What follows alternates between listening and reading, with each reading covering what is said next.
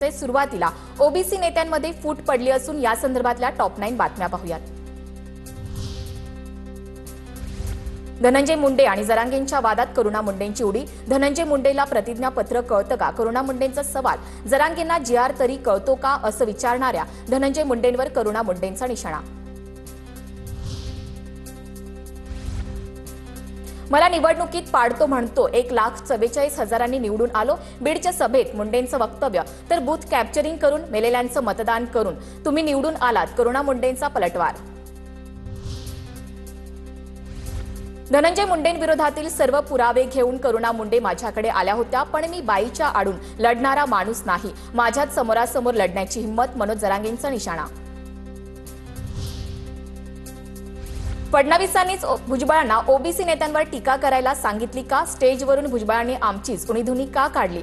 नवनाथ वाघमारेंचा सवाल। जरांगेंच्या आधी भुजबळांनी सरकारवर टीका करायला हवी। भुजबळांचे शिष्य नवनाथ वाघमारेंकडूनच भुजबळांच्या भाषणाचा समाचार।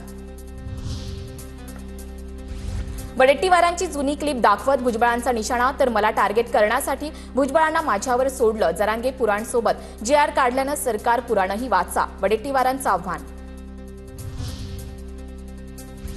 मी वडेट्टीवारांना कशाला टार्गेट करू? वडेट्टीवारच सारखी आपली भूमिका बदलत आहेत, भुजबळांचं उत्तर। पुढाऱ्यांच्या दबावामुळे वडेट्टीवार ओबीसींच्या सभांना आले नाहीत। वडेट्टीवारांच्या ओबीसी मोर्चामागे राजकारण, छगन भुजबळांचा पुन्हा आरोप।